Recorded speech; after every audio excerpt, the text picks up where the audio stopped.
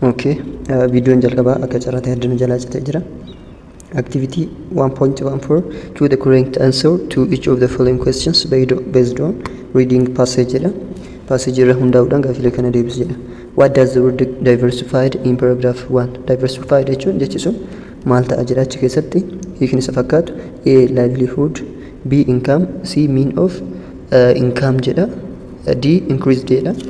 Diversified jechuun wanta garaagara ta'e jechuudha. Kanaafuu mean of income madda galiiwwan garaagaraa jechuudha. Kanaafuu deebiin isaa C ta'a. Lammaffaa irratti the word balance in paragraph 1 means balance jechuun paragraafii lammaffaa keessatti maal ta'a jedha. Okay, A equalize, B compensate, C equilibrium, D shortfall jedha. Deebiin isaa compensate ta'a. Jechi balance jedhu walqixxeessuu jechuudha. Compensatingis walqixxeessuudha jechuudha. Kanaafuu B ta'a jechuudha. Which one of the following is sadaffaa irratti which one of the following is a non-farm income generating activity kan jedhu A agriculture, B livestock, C fishing, D marketing jedha. Okay, kanaaf deebiin keenya maal ta'a?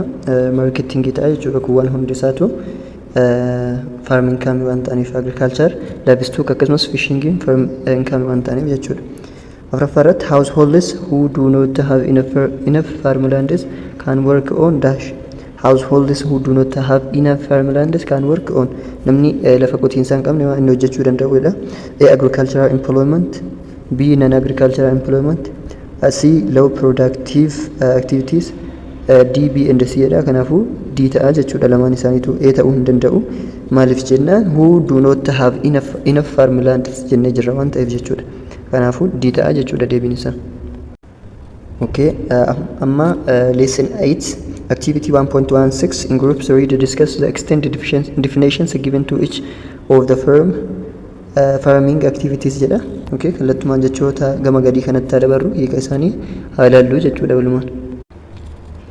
Okay, shifting cultivation jedha jalqaba irratti. It is a form of agriculture.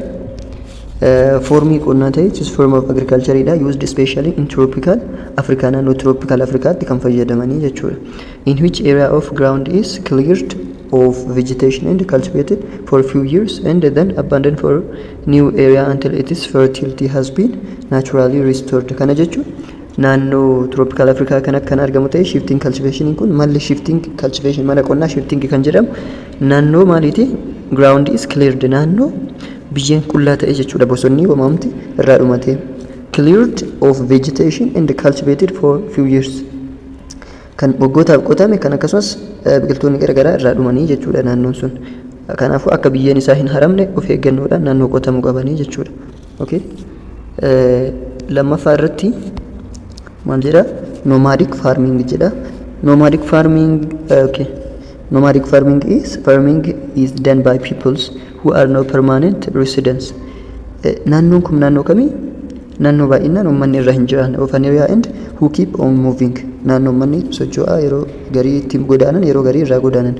Nomadic farming includes rearing of cows, goats, sheep, various cattle in herd. Naannoo horii yookaan beeyladaa garaagaraa irratti tiksanii jechuudha. Akkasumas naannoo qonni irratti hin gaggeeffamne. People take from one place to another wherever they travel. Maal godha? Uummanni yeroodhaa gara yerootti irraa akkas godaanaa yeroo biraa kan achitti deebanii naannoo akkasiiti jechuudha. Qonna naannoo sanitti argamudha. Nomadic farming jenna. Okay, the other kan biraa immoo livestock ranching kan jedhu. Ranching is the activity of running a large farm, especially one used for raising cattle, horses and sheep jedha. Naannoo especially one used for raising cattle naannoo beeylada akkasumas kunis fardeen akkasumas fi hoolaan wanta akkasii irratti baay'atanii jechuudha. Livestock ranching jechuun naannoo beeyladoonni itti baay'atan kunis. Kan biraa immoo commercial plantation kan jedhudha. Okay, commercial plantation kan jedhudha. Innis maalidha? Commercial farming includes commercial grain farming, mixed farming and plantation agriculture. Example of crops include coffee, sanyii akka bunaa akkasumas jibrii sugar cane, tea, tobacco akkasumas shaayii fi kan kana fakkaatan oilseed kunniin kan irratti oomishamanidha jechuudha. Commercial plantation jennaan. Kana jechuun biqiltoota gabaaf dhiyaatan wantoonni biqiltoonni gabaaf dhiyaatan naannoo isaan irratti oomishaman jechuudha. Kan biraa mixed farming jedha. It is the growing of food or cash crops, feed crops, livestock on the same farm. The main characteristics the mixed farming are that farmers produce both crops and livestock, and the two farming activities are integrated. Kana jechuun naannoo akkasuma maaliiti mixed kan jennu mixed jechuun wanta makaa ta'e jechuudha. Growing of food naannoo nyaanni akkasumas midhaan nyaataatti oomishamu akkamii cash crop, feed crop and livestock akkasumas beeyladaanis irratti oomishamu jechuudha. The same farm. The main characteristics of mixed farming are farmers produce both crops biqiltoota akkasumas horsiisa beeyladaa irra gaggeeffamudha jechuudha. Lamaan isaatiifuu naannoo mijaa'aa ta'e. Okay. Kan itti aanu subsistence farming jenna maal jechuudha? Subsistence farming, subsistence agriculture occurs when farmers grow food crops meet the needs of themselves and their families on small land. Yeroo maaliiti qotee bultoonni naannoo sanii maali oomishu nyaata midhaan nyaataa mataa isaaniif akkasumas maatii isaaniif gahu qofa hamma xiqqaadhaan bakka itti oomishamu jechuudha. Subsistence agriculture is practiced for survival. Bakka jireenyuma isaanii sarvaayivitti gochuuf oomishu kan gabaaf dhiyeessanii miti. For mostly local needs with the little or no surplus. Yookaan hamma xiqqaadhaan gabaan dhiyeessu yookaan immoo sunuu akka hin jirretti jechuudha hamma xiqqaadhaan kan oomishanii jechuudha. Subsistence farming. Kan biraa immoo dairy farming jedha. Dairy farming the practice of raising animals such as cows. Naannoo bineeldota akka sa'a, re'oota, buffalo and camels kan akka gaalaa akkasumas gafarsa itti oomishamu using their milk aannan isaanii itti fayyadaman. Dairy farming jechuun wanta oomisha aannanii waan ta'eef jechuudha. Dairy products include cheese, butter, yogurt, ice cream and milk jechuudha. Kanneen akka aannaniitittuu fi keekii garaagaraa aannan irraa tolfamu naannoo sanitti argamuu danda'a. Kan biraa arable land kan jedhu it means that only crops are grown on a farm and then used or sold by farmer according to his or her needs. Naannoo midhaan itti oomishamu ta'ee qotee bultootaan akka fedha isaaniitti kan gurguramu. The arable farming needs balanced moisture and human resource to work jedha. Kan itti aanu lesson 9 activity 1.17 use the expressions of farming activities in the box and complete the text jedha. Expressionota armaan olitti fayyadamne kana isa boxii keessa jiran kana fayyadamuudhaan gabatee armaan gadii guuteedha. Guutaa deemna jechuudha. Ariitiidhaan yeroon keenya deemaa jiruuf. Shifting cultivation is commonly practiced in the tropics. It involves forest clearance through burning and slashing. Akkuma dura jenne jalqaba irra kan jiru maal ta'a? Involves forest clearance and burning and slashing waan jenneef eessarra jira inni sun? Asbiratti jechuudha. Shifting cultivation livestock ranching kan jennu. Livestock ranching is the activity of running a large farm, especially one used for raising cattle, horses. Tropical gaafii maal jedha?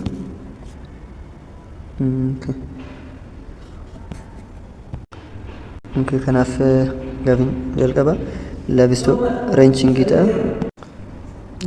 Dhiifama. Yeroon keenya deemaa jira waan ta'eef gaafiin jalqaba maal ta'a? Livestock ranching kan jedhu kanaa jechuudha. Deebiin isaa livestock ranching or farming kan jedhudha. Kan itti aanu deebii isaa isiniif kaa'aa deemaa yoo kan dogoggora qabu jiraate wajjinis ilaaluu dandeessu. It is common in the arid and semi-arid regions such as certain parts of Saudi Arabia, Northern Africa and northern parts of Eurasia kan jedhu kan maal ta'a?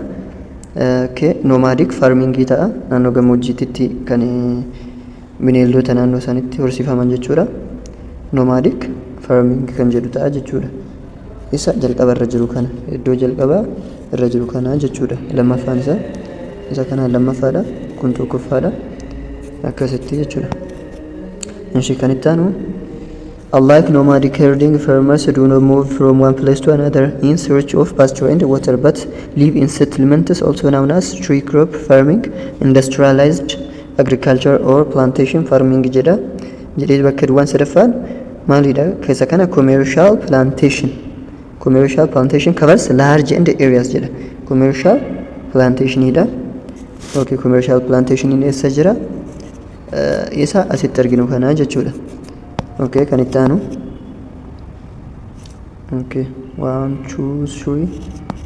Okay, yeroon keenya deemaa jira. Deebii isaa isiniif kaawaa deema laala jechuudha. Also known as grain livestock jedhee meeqaffaadha? Okay, 1 2 3 4. Afraffaan isaa mixed farming jechuudha.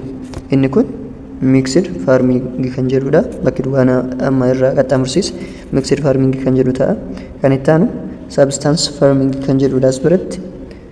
Okay, isatti kan aanu immoo dairy farming kan jedhu. Okay, inni torbaffaa fi inni dhuma maalidha? Arable land kan jedhudha jechuudha. Kanneen asuudhaan viidiyoo dhaabaatiin of duuba deebi'aa ilaaluu ni dandeessu jechuudha. Akkanatti ilaaluu ni dandeessu jechuudha. Okay, kan itti aanu lesson 11 simple present tense dha.